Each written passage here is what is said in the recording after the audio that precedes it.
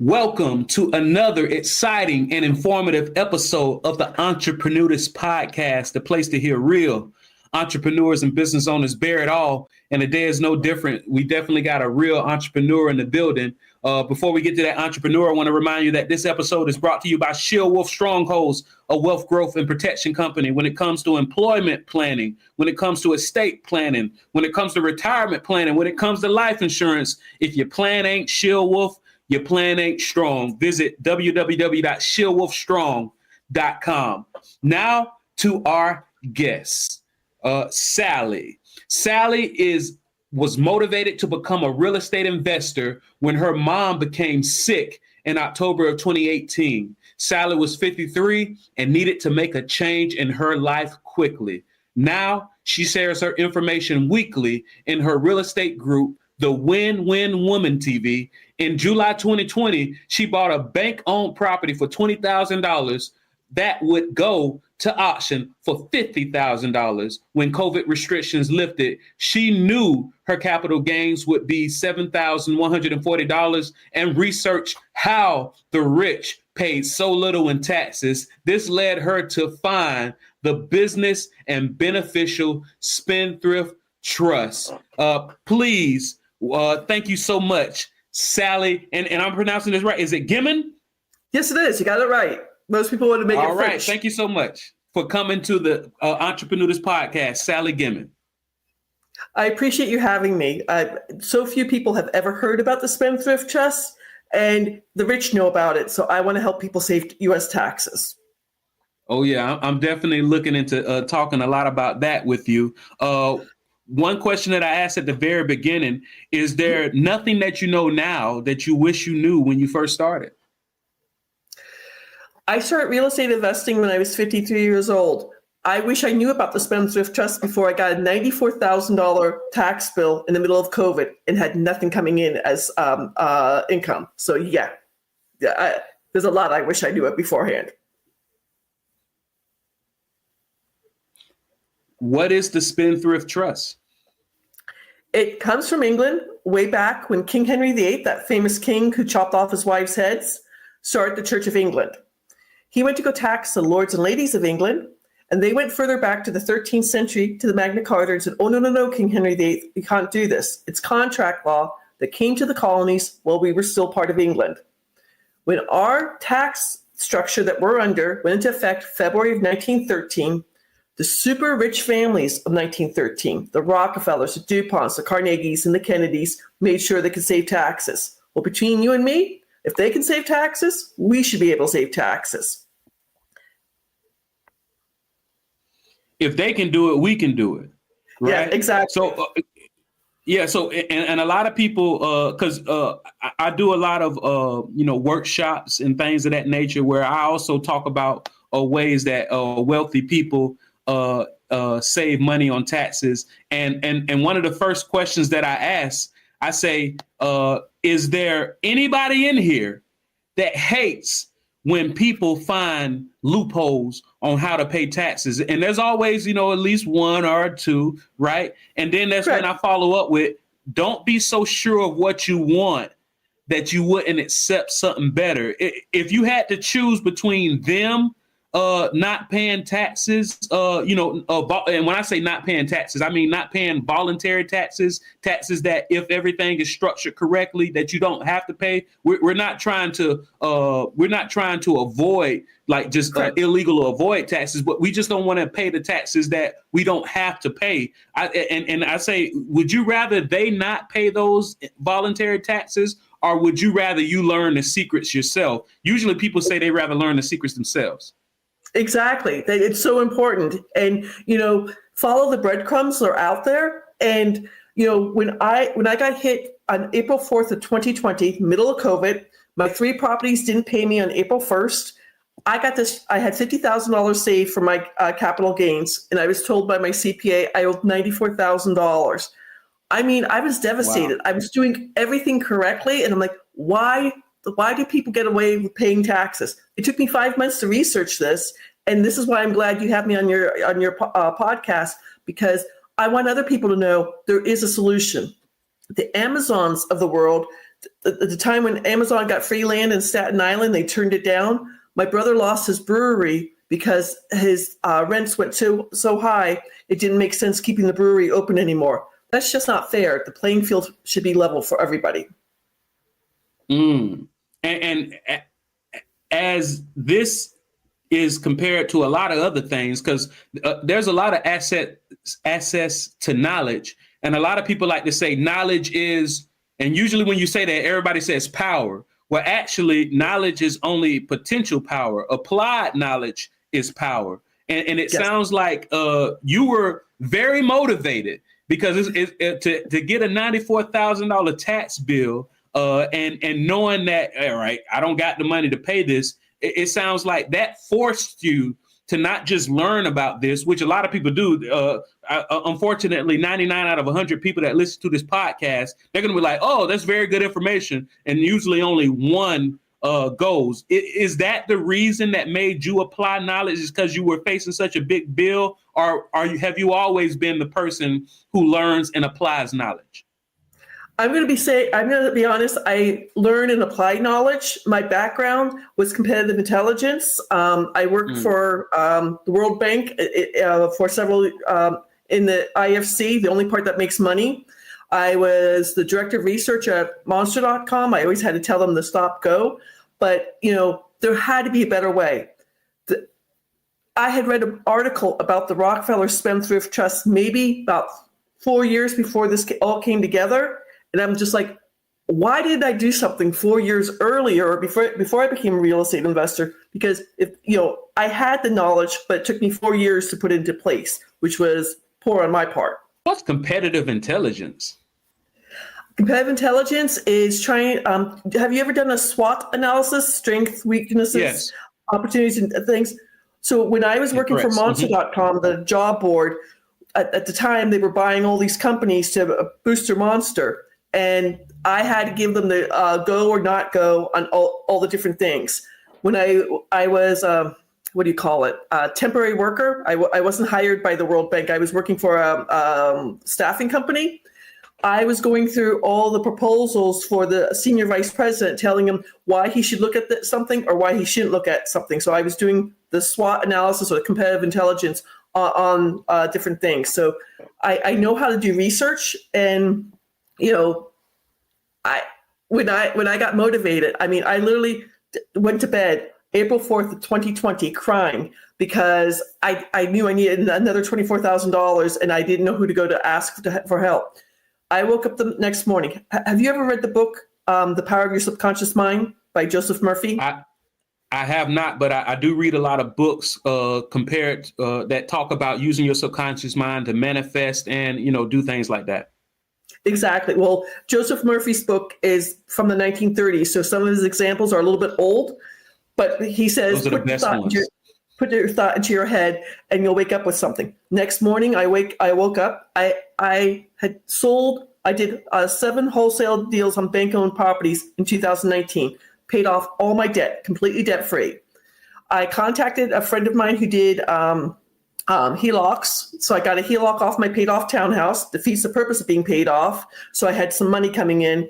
And then that's when I started researching the Rockefeller Spendthrift Trust. I found everything online. There's a book out there. Have you heard of someone named Garrett Gunderson? No, I usually am able to say yes, but I like this because you're telling me about people I've never heard of. What about that person? He had a book called What the Rockefellers Do. I have a paperback copy of it. He had to change the title of the book. It's now called What the Billionaires Do. But he breaks down exactly what the Rockefellers do. They use a special kind of insurance called infinite banking, plus the trust to save taxes and make more money and keep the money in the family. And I'm like, if they can do it, let me get my little. I've got 2 brothers, 2 sister-in-laws, and 7 nieces and nephews. I'm setting them up to survive, to win, if that makes sense. No, it makes perfect sense because what you're talking about is them, because a lot of people bet on a lot of things, right? Yes. People bet on horses, they bet on dogs, but they don't utilize a lot of the things that they absolutely know that's going to happen. What we know that everybody's going to pass away. And we know that there is a vehicle called life insurance. And one thing that people don't know about life insurance is the people in the field, life insurance, because you have life insurance and annuities. Annuities liquidate an estate. Life insurance creates an estate, right? Also, life insurance is tax-free. Yes. Internal Revenue Code 72E 7702 and 101A. You know your tax code. Yes. Oh, absolutely. So if you and I both know this tax code, why doesn't our CPA and financial advisor planner tell us this stuff? Very good question. In the United States, there are 1 million active attorneys in the United States. Only 4% are tax attorneys. A textbook tax attorney study in law school is called Scott and Asher on Trusts, 5th edition. 97% of the trusts sold out there. My mom and dad had this. Susie Orman talks about it on PBS television. The family trust or the living trust. There's nothing wrong with that. The only thing it's designed is to avoid probate, and then it dissolves when whoever started the trust passes away. This is what the super rich have to save taxes, keep their information private. All lawsuits become frivolous because you're worth nothing. I mean, if you try to sue me right now, I have $7 in my wallet. That's all I have. Everything else is in the trust. And then you leave a legacy for generations after generations. My parents set my 2 brothers and I up to succeed, but then it stopped. And that's when it got, the year after my parents passed away, that's when I got my big tax bill. I'm like, I got to do something better with this. You got to do something better. There are a whole bunch of trusts out there, and a living trust is great if your goal is to avoid probate. A living trust is essentially a will that avoids probate. And I know a lot of properly structured living trusts do have spendthrift clauses in them, but it sounds like what you're saying is this trust is just strictly it's called the spendthrift trust. It doesn't just have a spendthrift clause. It's the trust itself. Well, the full name, if you want the full name, it's going to be very long. I do. It's irrevocable, so it goes from generation to generation. It's complex. It can hold money from day to day, week to week, month to month, year to year, decade to decade, century to century. It's discretionary. Whoever's a trustee or trustees can make the rules for all the beneficiaries. There's no infighting. There's no contesting the will. And then the spendthrift has been in front of the United States Supreme Court on 2 separate occasions in 2 different cases, and it's won both times. If you have all 5 elements and have a law firm that can write this for you, the law firm I work on behalf of was started 77 years ago. In 77 years, not a single trust has ever been audited. Paul Benson was a Harvard law professor. Now his grandson and his great-grandson run the law firm, and they're so confident in what they do. If you get questioned by the IRS, they'll defend you free of charge. In 77 years, it's happened one time only, back in, I want to say 1978. One trust was questioned by a senior IRS agent. He went down to Houston where the law firm is, spent 5 hours in the boardroom, approved it, and then sent an unsolicited letter back to the law saying this is how he approved it. Do you remember when Donald Trump debated Hillary Clinton 12 years ago, and Hillary Clinton said to Donald Trump, you don't pay taxes, and he said, because he's smart? Yes.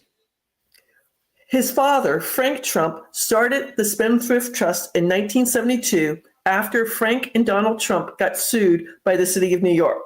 Frank Trump, there's a newspaper article out there saying, I will never be sued again to do business in the state that I live in. That's why he started the trust. And that's very good because and that's one of the people that I know people saw in their heads when I asked, do you get upset when people find ways to avoid taxes? So and the way that avoid voluntary taxes, I always got to make sure to clarify that. And one thing that I say, because some people are just stubborn, right? They say not only do I not want wealthy people to avoid taxes, I'm okay with paying taxes myself because I'm a red-blooded American. My follow-up question is typically, do you feel that the government is spending your money wisely? Now, I don't care how red-blooded American you are. I can ask that question 100 times, and 100 times they're going to say, well, I don't think they're spending it wisely. And then my follow-up question to that is, well, if you could have the option, instead of giving it to people who you just admitted aren't spending it wisely, if you had the option to distribute those funds to your own charities, your own family, your own friends, people that you know that you need it, and you can manage it, steward of the money, and you can see the benefit right before your eyes, would you not prefer to do that? They usually say yes. If you don't mind asking, where do you live? Jacksonville, Florida. Have you ever driven the New Jersey Turnpike from Delaware up to New York? Now, does 95 turn into the New Jersey Turnpike? I don't think, I'm going to be honest, I'm not sure. This past April 2025, I drove from North Carolina up to New York because I was doing a presentation in New York. I paid to be on the New Jersey Turnpike, and there were potholes bigger than my car in the middle of the New Jersey Turnpike. And I paid $27 to drive on the New Jersey Turnpike. I'm like, where's my money going? Fix these potholes. So what you're saying is, because a lot of people don't realize when you're paying a toll, that's essentially a tax. When Yes. you're paying for a professional license, that's essentially a tax. Yes. When you're paying for these things, that's a tax. Let me ask you, did you get any gas while you were in New Jersey? I purposely got gas in Delaware because I please forgive me, I'm anal. I checked where the cheapest gas was, and I knew Delaware had cheaper gas than New Jersey. So. Oh yeah, man, I'm one of those strange people. I don't even look at the price of the gas because I'm like, hey, either way, I got to do it. But one thing that I know that people who either live in New Jersey or ever gotten their gas in New Jersey, and I never looked up why this is the law, but you can't pump your own gas in New Jersey. I know why. Why? I don't remember what year it was, but it was a bunch of teenagers who were filling up the gas tank, and they were smoking around the gas pump, and the gas pump blew up, and New Jersey said that you can't pump your own gas now. Wow. That kind of scary. They took a very drastic approach to solving that issue. And exactly. I don't even think you can't even tip them either. You just pull up, they pump your gas, and you leave. I used to live in New Jersey as a kid, and it drove my father crazy. He's like, I can pump my own gas, but yes, in New Jersey you can't. Well, just give you an idea. This happened to me 2 weeks ago. You've got Chick-fil-A in Florida, right? Yes. I stopped at Chick-fil-A. I got 4 sandwiches, 4 crisscross fries. I didn't buy the soda pop because we have soda pop at home. I'm driving home. I'm like, that was really expensive. So I'm stopped at a red light and I look at it. They charged me $12.92 for takeout food. I'm like, if I ate at Chick-fil-A, I wouldn't have to pay $12.92. So even though I'm saving taxes, with the business trust, I'm saving 90% on federal income taxes and no longer paying North Carolina state income taxes. And with the beneficial trust, all investors no longer pay taxes on any profit. So I'm saving taxes, but I'm still paying food tax. I'm still paying takeout tax. I'm still paying gas tax. I'm still paying, when I spend my money, I still pay taxes, if that makes sense. Yeah. What you're saying is, depending on their ideological beliefs, even if you found a way to avoid voluntary federal taxes, you still are doing your part for your local area for sales taxes and things of that nature. Correct. And I don't know about in Florida, but here in North Carolina, they decide when you go to Walmart or you go to the supermarket, they decide what's your good, healthy food. That's taxed at 2%. Your bad food is taxed at 7%. I'm like, okay, what's the bad? I go through my receipt trying to figure out what the bad food is. Potato chips, candy, ice cream, bad food. Hold on. So what? Hold on. So what area? So you are incentivized by lesser sales tax to buy healthy food. What area did you say that was? I live just outside of Raleigh, North Carolina, in a town called Cary. Literally, it's a suburb of Raleigh, and they tax us extra for bad food. Wow, I can get behind that. I can get behind that, especially in just like you said, you can go back and research and be like, hold up. So they taxed me. So you might have not known that this is considered bad, but the fact that they just taxed you 7%, that's an indicator. Now, one thing that I heard you mention that I think, go ahead. Well, I was going to say, I'll never give up ice cream. Ice cream is a God-given right to eat, so it's never going to happen. Ice cream is amazing. Ice cream, you scream, we all scream for ice cream. Yes. Hopefully I don't get no copyright infringements for that. That I grew up, I remember that those commercials back in the day. One thing that I heard you mention that I know might be a hesitation for some people, right? Because I'm very familiar with revocable living trusts. And one of the reasons why people are okay with that is because they still maintain control. One thing that I know about irrevocable trust while you're alive is you essentially have to cut the strings. Is that true in this instance, where you have to have a trustee outside of yourself? The difference between irrevocable and revocable, the main difference is irrevocable never ends. It keeps going from generation to generation. Revocable is just the one generation. I moved to North Carolina because I do a special real estate way to do real estate. When I go to the county courthouses, they will not let us use LLCs, S Corps, or C Corps. You have to sign your name. So I sign my name, Sally Gimon, TTE, trustee of the trust, and that gets the property into the trust.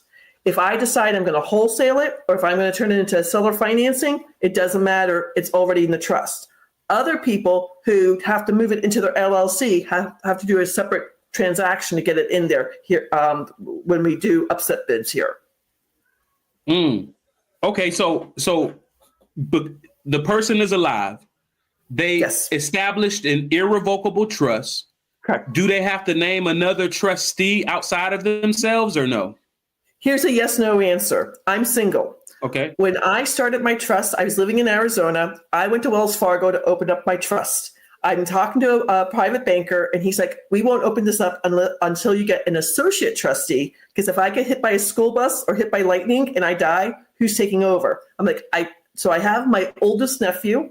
He's my associate trustee. He's a beneficiary now, but when I die, he takes over the trust, and then my wishes are taken care of, whatever I decide, and then he starts a trust, and it goes from generation to generation.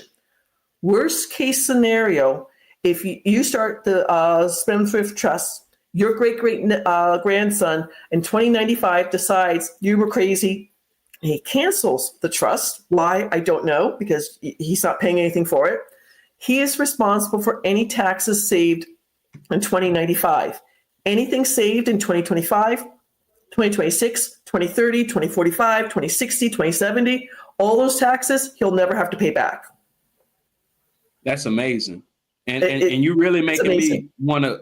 You're really making me want to go more into spendthrift.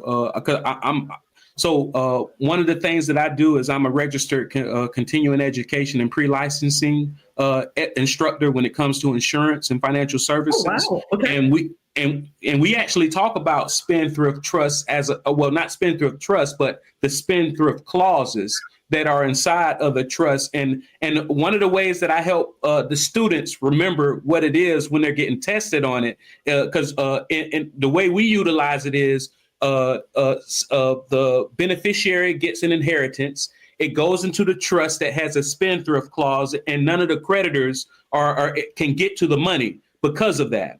The way that I help people remember that is, and typically you have these things in place for people who aren't good with money. That's typically why you want a spendthrift clause for your beneficiaries. And the way that I have people remember this, I say, anybody ever heard of a thrift store?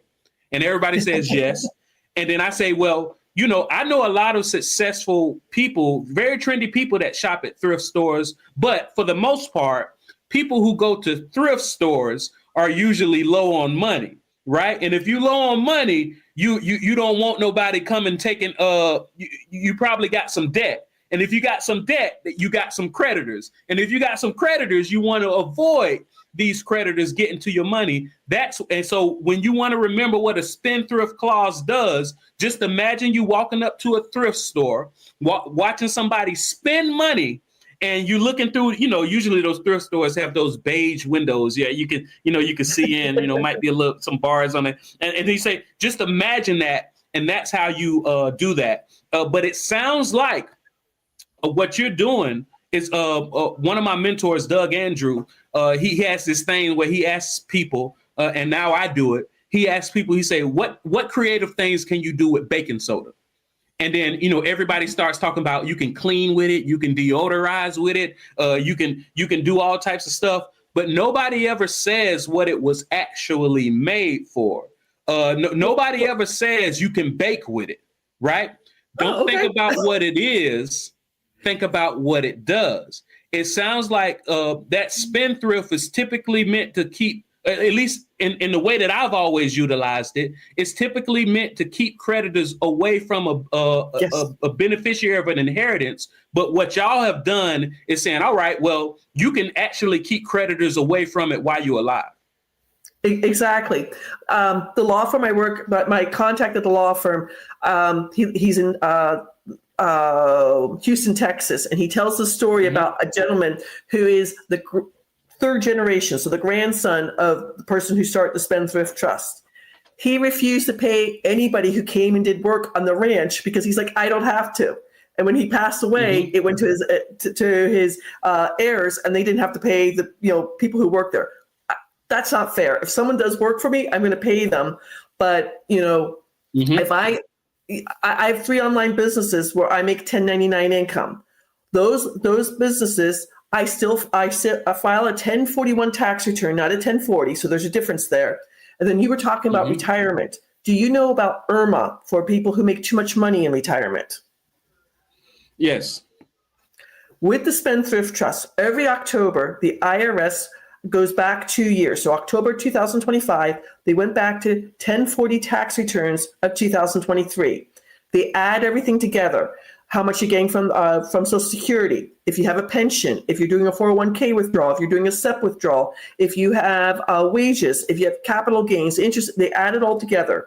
If you're single and you make more than $106,000 in a year, or if you're married and you make more than $212,000 in a year, you're being surcharged on your Part B and Part D of Medicare. With the Spendthrift Trust, because you file a 1041 tax return, that's completely avoided. So one of my clients, I won't use names, but they're a husband and wife. He's 70, she's 68. They contacted me because they wanted to save dividend income taxes. He was a financial planner. He purposely got dividend income coming in. And when I asked him if they were being paid IRMA, he was unaware. Both he and his wife were paying $485 a month for Social Security. They still have to pay the I don't know how much is it in 2026, but in 2025, $185 per month, each one of them, from their Social Security number. But they got to save $300. They got to save an extra $600 per month because they started the Spendthrift Trust. And she was ecstatic. He's like, how much were we paying? He was unaware of that. Oh yeah, a lot of people, and just to touch on what you just mentioned, a lot of people think that they're going to be getting their Social Security tax free. Like in their minds, this is free money. Now, the Internal Revenue Code doesn't necessarily say that Social Security should be taxed, but what it does say that if you are making so much provisional income and these are indexed, right? Is index a level for single individuals, also index the higher level for married individuals, people who do married filing jointly. And they don't realize you have to find ways to legally move income out of your provisional income in order to allow you to not have to pay money on taxes on Social Security, because you up to 85% of your Social Security can be taxed. Most people don't know that, but the reason why up to 85% of your Social Security can be taxed. Now, the reason why I brought this up, because it's something that I want to share with people. That, of course, and because you mentioned thresholds. When you're an unmarried individual, the threshold is lower than if you are married filing jointly for different benefits that you can get. What a lot of people don't know is people who live together and they do married filing separately, you're treated like lepers. Married filing Can separately. I tell you what they did? Oh. Can I tell you what they did on January 1st of 2025? Oh, tell me, please. Tell me. There's 4 ways to file your taxes. Single's the most expensive way. Then there's head of household. Okay. You're single with children 18 or younger in the house. Married filing separately. And then the cheapest way is married filing jointly.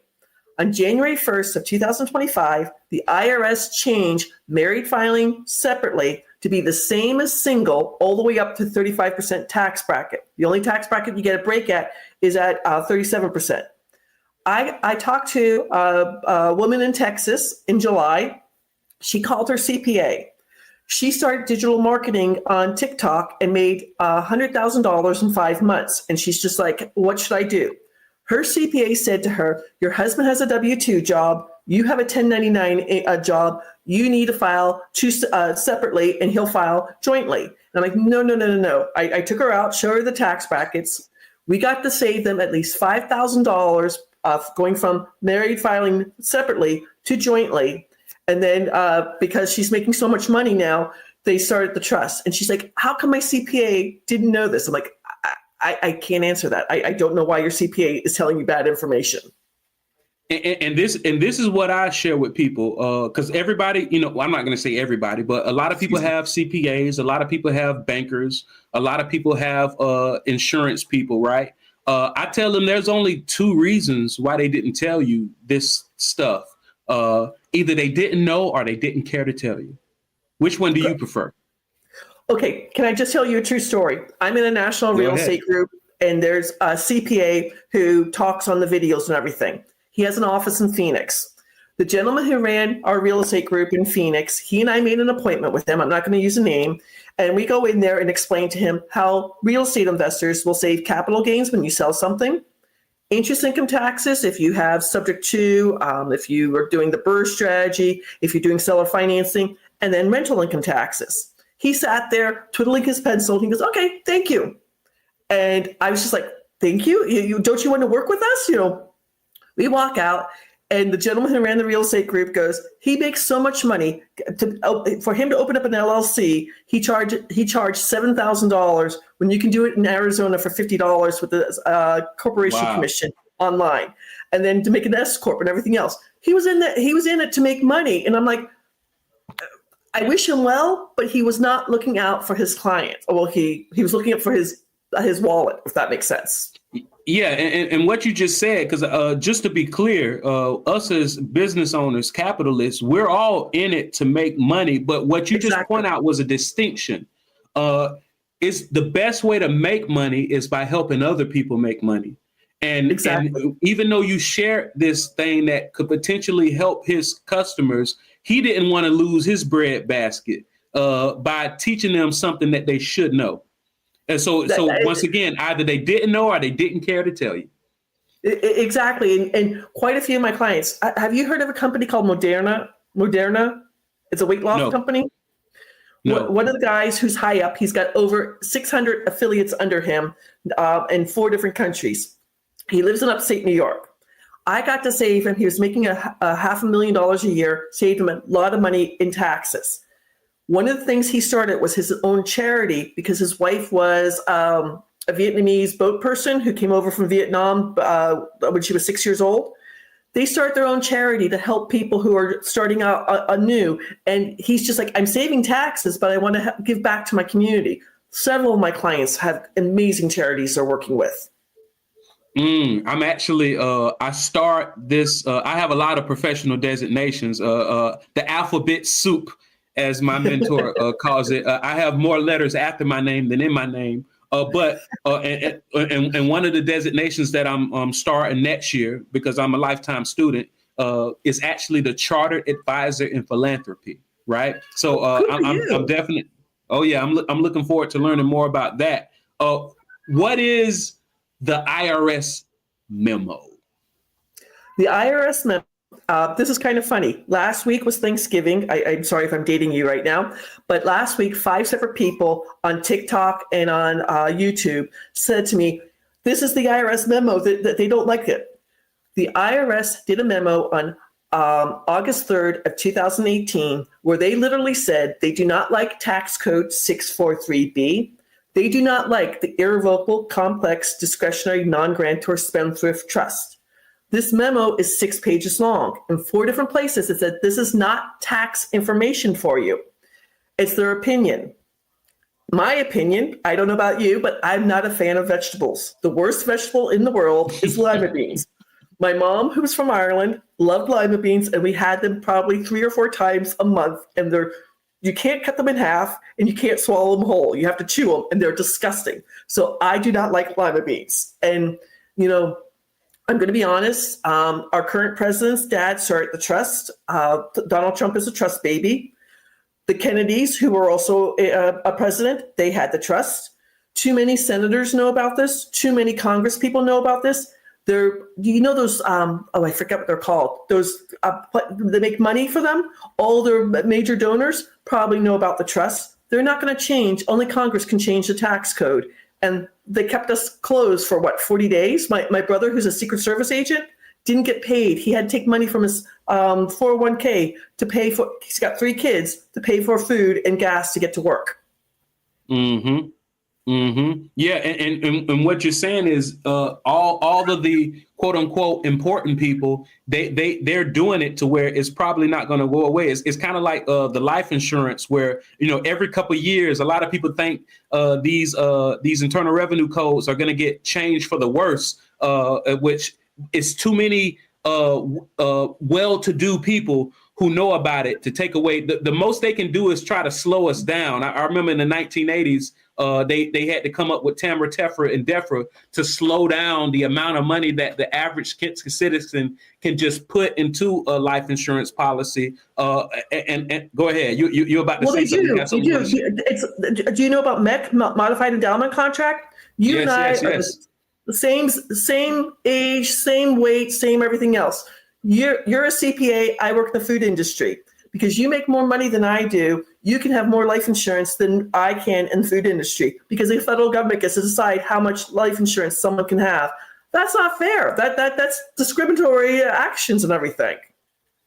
Oh yeah. One of the things we say is you don't want to mech it up. Right. That's yes. There are times where an endowment is good for somebody. If somebody just wants to get money out of their estate and their main purpose is having it growing tax deferred and then passing to the next generation tax free, do an endowment. But for the most part, if somebody wants to use a life insurance policy for tax free income, you don't want it to be a mech. How do you and the people that you work with decide who is the best life insurance agent to partner with when it comes to these things? That's kind of interesting. We talked a little bit about life insurance. Have you heard of Nelson Nash and Be Your Own Banker? Yes. I have 2 different infinite banking policies. One's with One America that I started in 2019 and I couldn't change it. My other one's with Foresters, and people keep telling me that they use what is it, IULs? Yeah, Index Universal Life. Mm-hmm. You can get more returns with it. We talk about insurance, and I tell them you need to talk to your insurance agent, and instead of being in Mary Sue's name, the life insurance now needs to be in XYZ Spendthrift Trust name, because when she passes away, the money goes back into the account and goes to the beneficiaries. It's tax-free, but we want to keep it going tax-free, if that makes sense. So that's the only conversation I have about insurance. Most of my clients are well-heeled, because if you're making $100,000 gross in every year in 1099 income, you will save 5 figures in taxes. That's how I advertise the business trust. And I just talked to a husband and wife who live in Maryland, who are Legal Shield. They've done it for 6 years and they're getting residuals for doing Legal Shield. They heard one of my videos about Irma He's 62, she's 61, and they know they're coming up near Medicare. And when I found out they made $220,000 a month, how much did I save them? That per month, they're going to save $3,006 per month in federal income taxes and no longer pay Maryland state income taxes. And they're like, sign up. They signed up for it right away, the Spendthrift Trust. Oh man, that sounds good. And yeah, because it's so many things that you can attach with this. And just to give a quick feedback on how I know, like, let's say if somebody wanted to attach a life insurance policy to one of these things, one of the best ways that I've shown people to determine if their life insurance policy is structured correctly, because just like you said, you could use a whole life policy, you can use a index universal life policy, and historically, the index universal life policy does get bigger returns, regardless of what tool that you use, because that's all life insurance is. It's just a tool. Exactly. It has to be used correctly, just like the trust. They're just tools. You need to work with the right people, like Sally, like with the attorneys that she worked with, to make sure that it's done correctly. One of the best ways for you to determine if your policy, your whole life policy or index universal life policy was structured correctly, what you do is you find what's called the internal rate of return. You eliminate all of those pages of reports. What you do is you take how much premium you paid into it. So you take all of the premiums and you add them up over the months and the years that you paid into the policy. And then you take the available cash value, and then you subtract all of the premiums you paid from the available cash value. Then you take that difference and then you divide it again. You divide it by all of the premiums you paid. What'll happen is minus all of the fluff, minus all of the narratives, you will see exactly what that internal rate of return is, minus the fees, minus all of the administrative costs, minus the cost of insurance. And because it's life insurance, and if you access it correctly, it's tax-free. If you see that your internal rate of return is less than 3%, more than likely your policy was structured incorrectly. More than likely. That's a horrible rate of return, 3%. Yikes. Oh yeah, it's horrible. But what'll happen is when people do that algorithm, that formula that I just told you, most policies are getting a return of less than 3%. But here's the last thing, because this episode is about you. I don't want to take it over. But the last thing is, we're having a great conversation. Oh yeah. So most people have you ever heard of a 1035 exchange? 1031 exchange. Correct. Yeah, so most people are aware. Go ahead. The problem with that, I talked to several adult children whose parents are incapacitated. When you go and sell a 1031 exchange and don't know that you need to put that money back into a 1031 exchange, all those taxes come back due again. And they're getting these humongous tax bills, and their parents are living in assisted living or something like that. But yes, I've never done a 1031 exchange. I just wholesale or I hold. Yeah, and most people know about 1031 exchanges when it comes to taking profits from one property that you sell and put it into another property to avoid the taxes. A 1035 exchange, I don't know that. Sorry.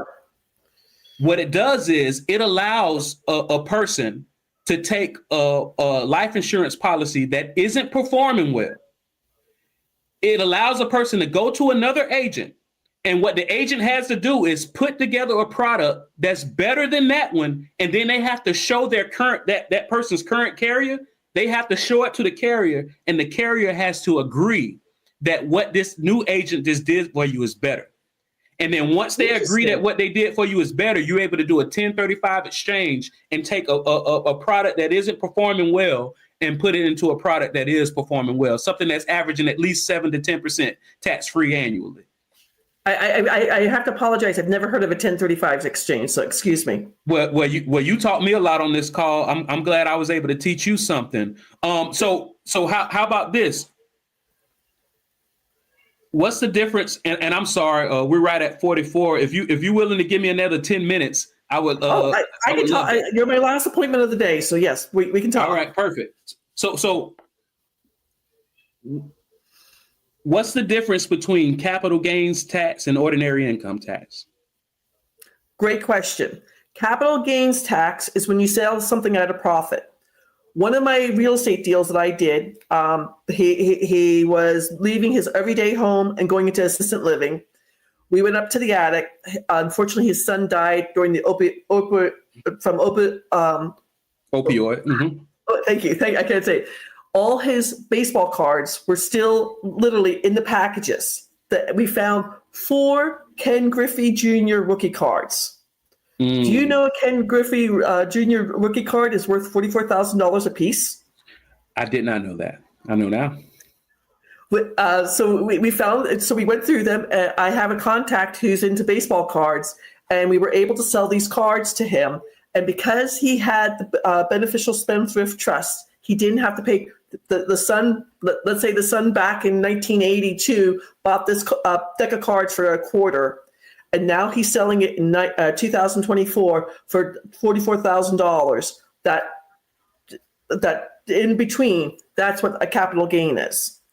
Ordinary income is quite a few states, New York especially. Florida doesn't have it, but New York especially says if you're making any income from anything, let's say you're doing a side hustle, selling something, that's ordinary income, and it gets added and you get taxed on it. New York has a pay scale for it. Here in North Carolina, it's a set tax on ordinary income that capital gains, interest income taxes, dividend income taxes, rental income taxes, and royalty income taxes are taxed as ordinary income here in North Carolina. So it's if somebody had to choose, would they prefer to do? Or because I know you say rather do none of them, but if you had to choose between something being considered ordinary income or capital gains, which should they prefer? Here's a yes/no answer for what I do to help people save money. If they're making, I can't help W-2 income earners. If you're working for the boss, you get your paycheck after all the taxes are taken out, your FICA, your state, everything else. So if you're making 1099 income, you need the business trust. If you are an investor, I don't care what you're doing, you need the beneficial trust. I personally have both trusts because I have 1099 income on my 3 online businesses. And then I do a lot of real estate and I have a crypto bot. That's why I have the beneficial trust for that too. Yeah, a lot of people don't know this, but the tax code was made to benefit business owners, not individuals. And it sounds like what you're saying is if you are a W-2 worker, you need to get started on finding some 1099 income sooner than later. Google, I just researched this for a presentation I did 2 weeks ago.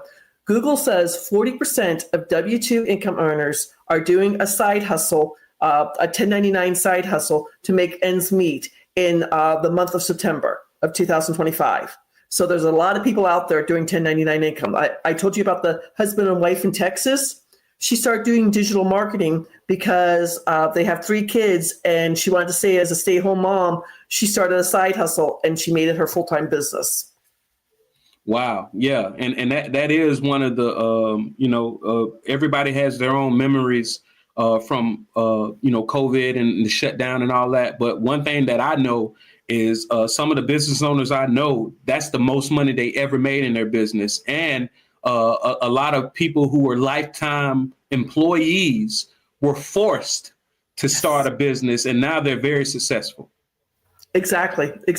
And what was it? I don't remember the quote. Intuity is the mother of creation.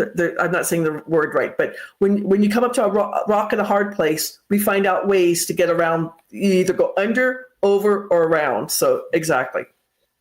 Oh, absolutely. One last question for you, Sally, and thank you so much for the information that you shared.